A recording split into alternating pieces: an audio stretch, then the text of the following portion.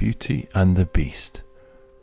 Once upon a time, in a town far away, there lived a rich merchant who had 3 pretty daughters. The youngest daughter was the prettiest of the 3, and she was called Beauty. She was as good and kind as she was lovely. Her elder sisters, although they were too pretty, were neither kind nor good. They were selfish and proud. One day, their father came home looking very grave. When his daughters asked him what was the matter, he replied, "Alas, I am no longer rich. I have lost my fortune. We must all leave this beautiful house and go to live in a cottage in the country." The elder sisters were very angry when they heard this news. "What shall we do with ourselves all day in the country?" they asked. Beauty said, "Oh, how nice it will be to live in the country among the woods and the fields and the flowers." So their father found a little cottage with a large garden in the country, and they all went to live there.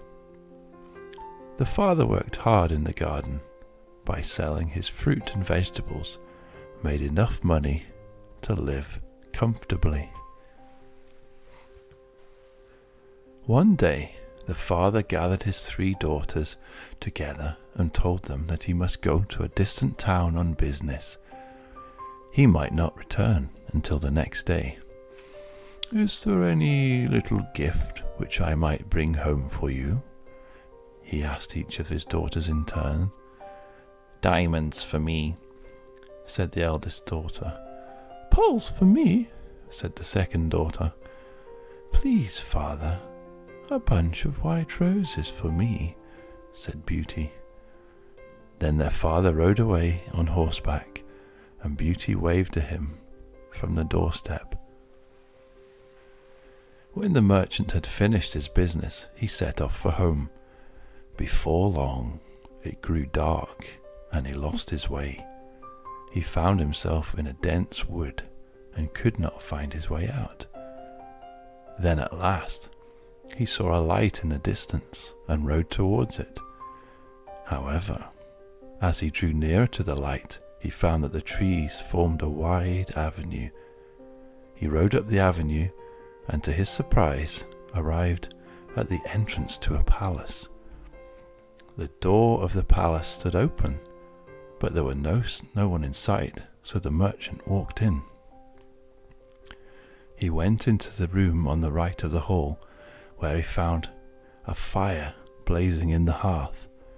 There he found a table set for supper for 1. The merchant was hungry, and he decided he would first take his horse to the stable. Then he would return. If there was still no one in the room, he would have a good meal.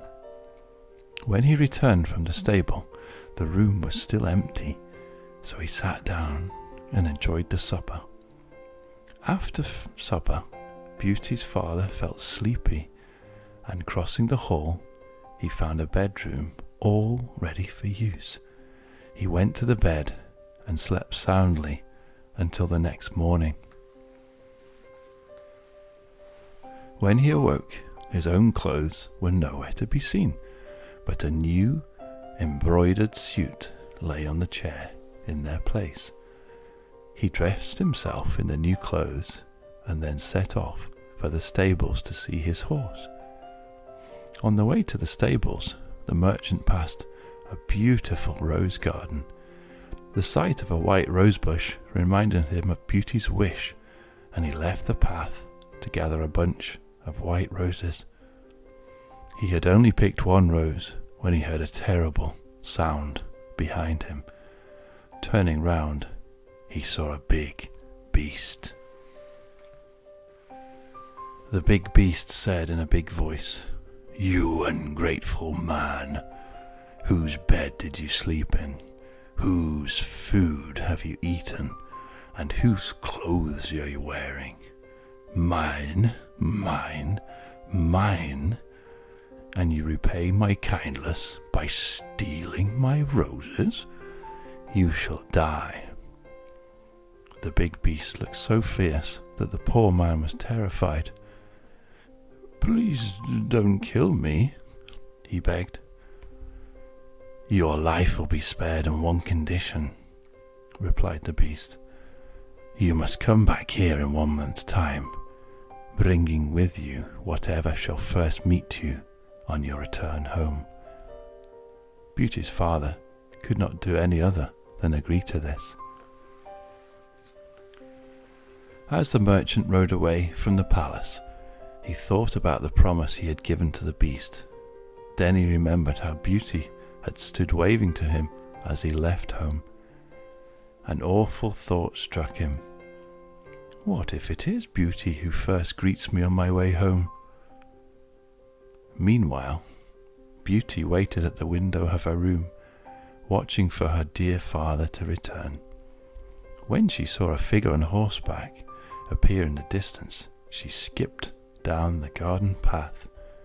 Yes, it was her dear father returning home, but Beauty could not think what was wrong with him. He looked so tired and so sad.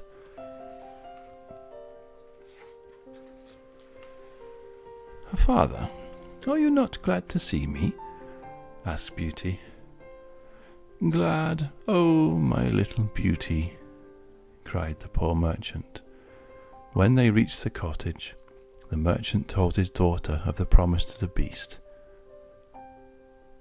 "But you shall never return with me, Beauty, whatever happens," he said.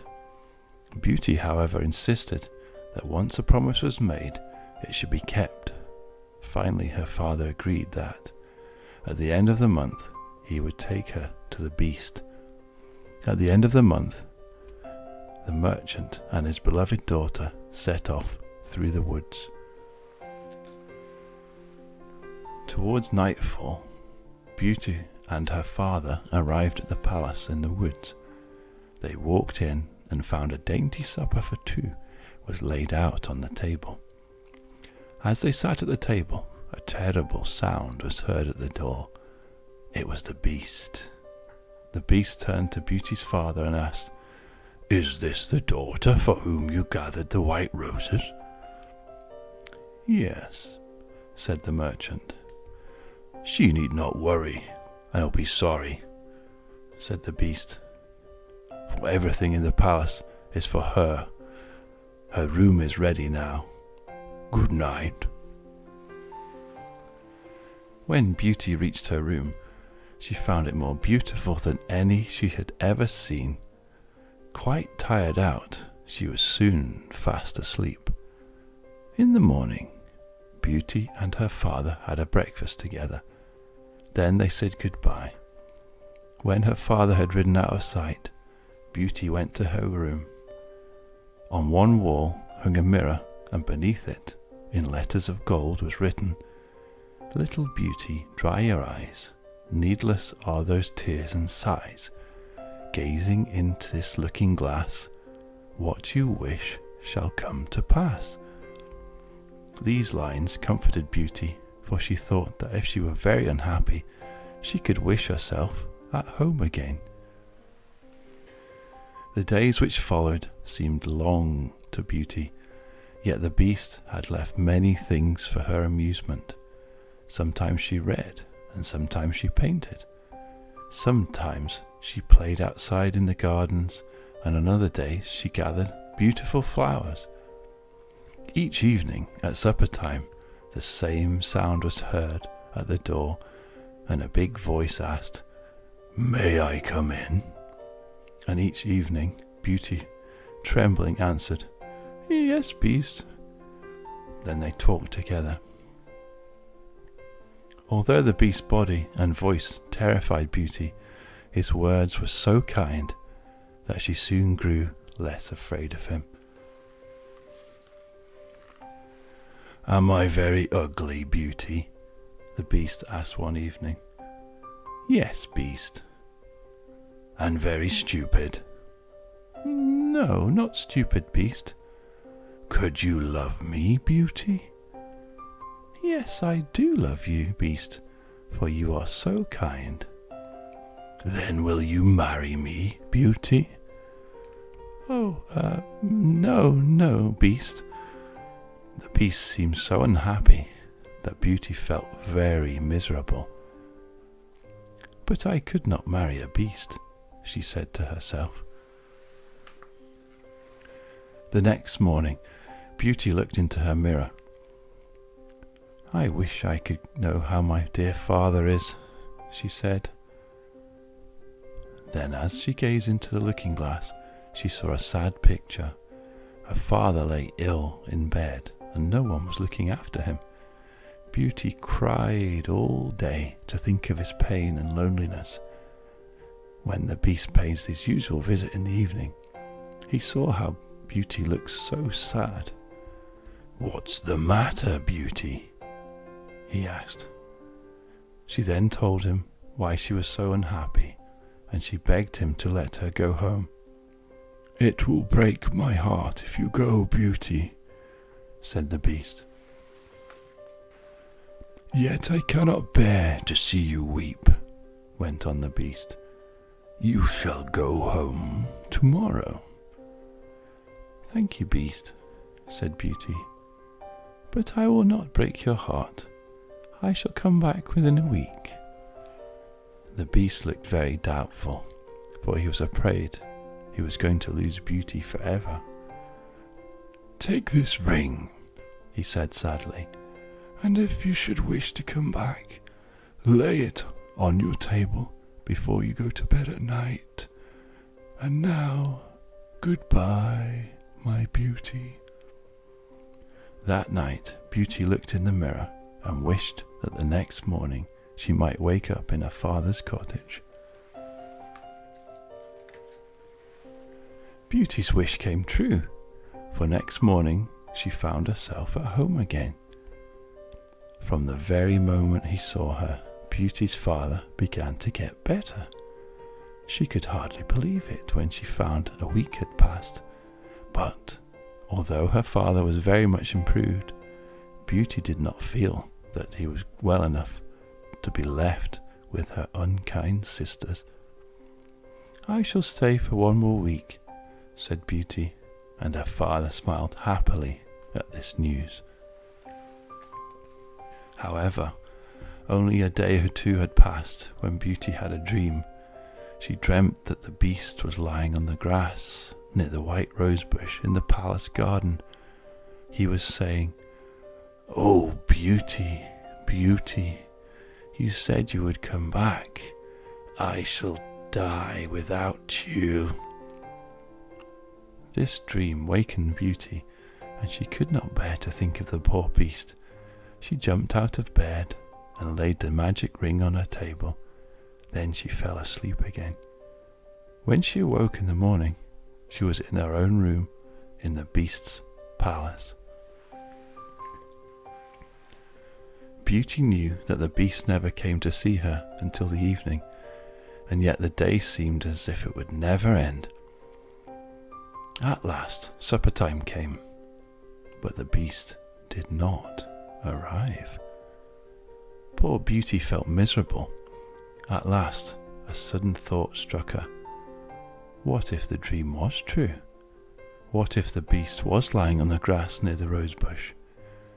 Beauty ran out into the darkness of the palace garden and made her way towards the white rose bush. There, lying on the wet grass between the rose bush, she found the Beast. She knelt down beside him on the grass and put her hand on her head. At her touch, the Beast opened his eyes. "I cannot live without you, Beauty," he whispered, "so I am starving myself to death. Now that I have seen your face again, I shall die content." "Oh dear Beast, I cannot bear it if you die," said Beauty.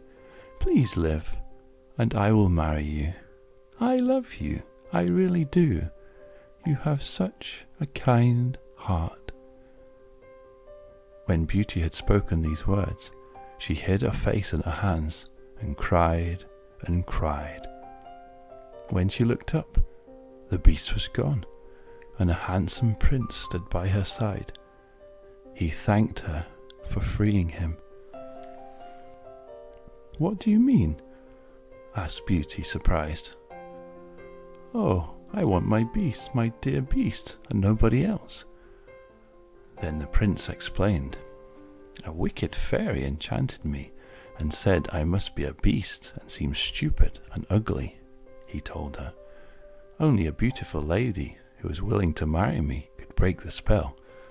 You are the beautiful lady, Beauty," went on the prince. Then the prince kissed Beauty and led her towards the palace.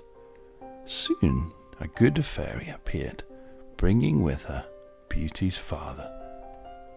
Beauty married the prince, and with her dear father near her, lived happily ever after.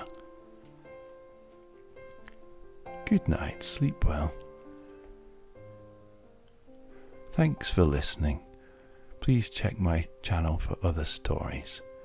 Please like and subscribe. Good night.